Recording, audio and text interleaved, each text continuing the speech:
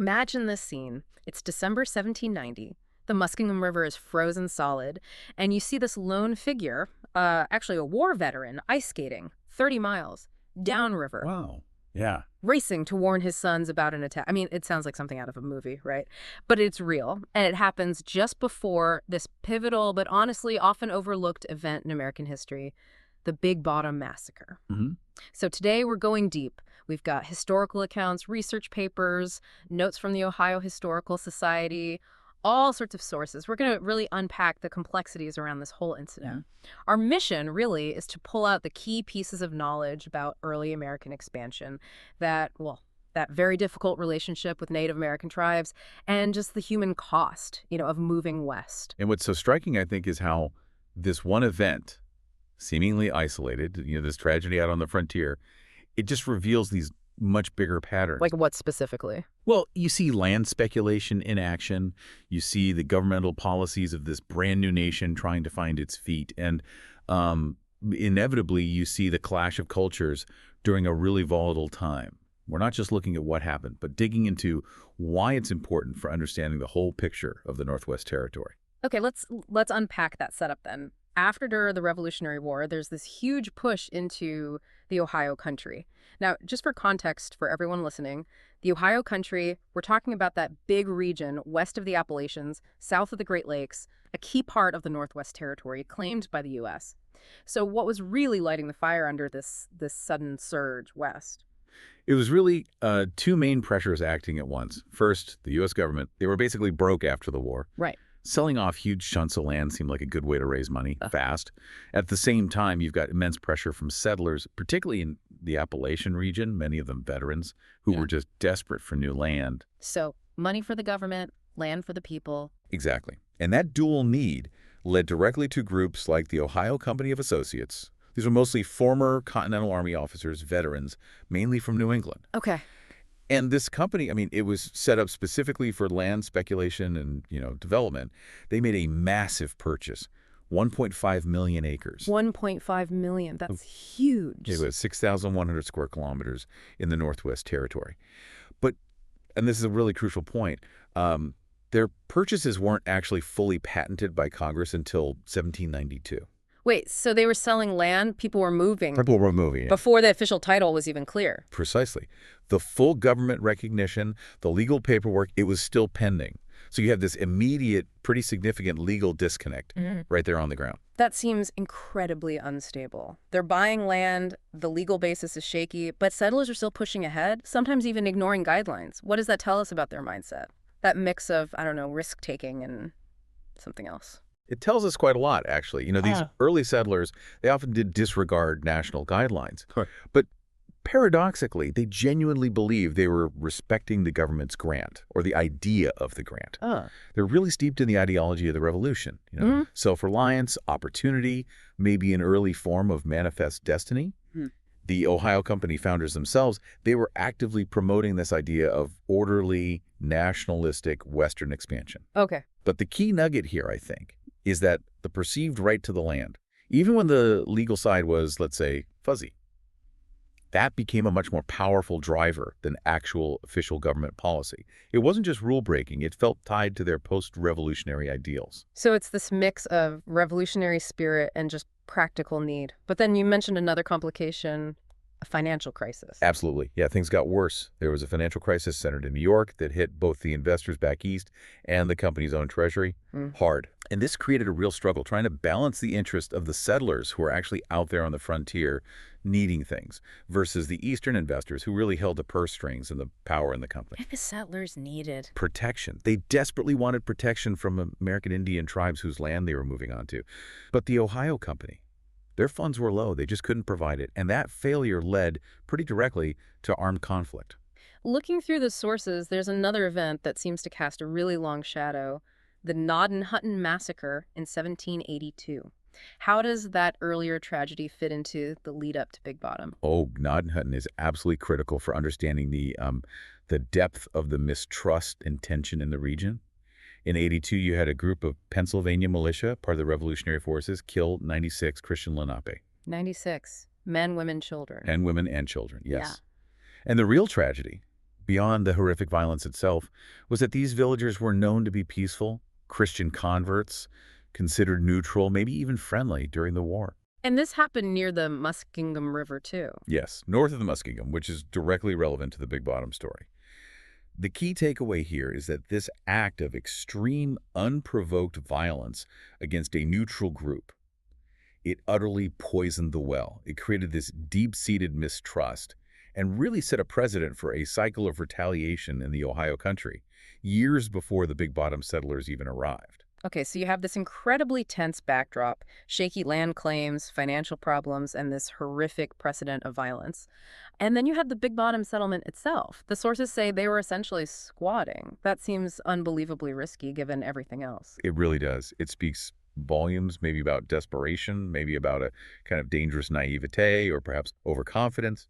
You had this group, maybe 30, maybe up to 60 settlers associated with the Ohio Company who moved upriver from the main settlement at Marietta. Right. And they settled east of the Muskingum, on land the company didn't even have title to yet. Squatting is the right word.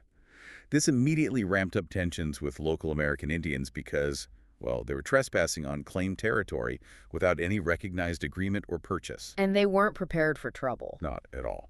The sources specifically mention they were unacquainted with Native American warfare, which, in that environment, is shocking. They built this outpost, but it was completely unprotected. They didn't finish the blockhouse they started, didn't even post a sentry, no guard. At all. None. It was an incredibly vulnerable position. Almost, you could say, inviting disaster. It's just hard to fathom that level of unpreparedness. With all the tensions, the warnings. Yeah. Wait, were there warnings? Did anyone try to tell them? Yes. And it's quite a story. That figure we started with, the ice skater, that was Colonel William Stacy, a veteran of the Revolution. The one skating 30 miles. That's him. In December 1790, he skated those 30 miles up the frozen Muskingum specifically to warn his two sons, John and Philip Stacy, who were living at Big Bottom.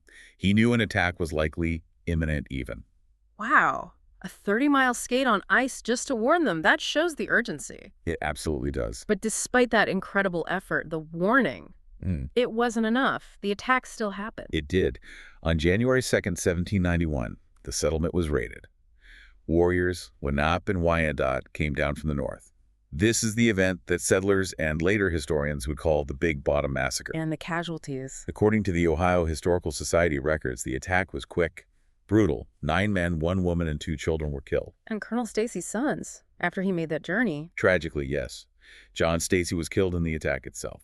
His brother Philip, sometimes called Philemon, was taken captive and died later. The records also name others: James Couch, William James, Joseph Clark, Isaac Meeks along with his wife and 2 children, Zebulon Throop, Ezra Putnam, John Camp, Jonathan Farewell. A devastating loss for such a small group.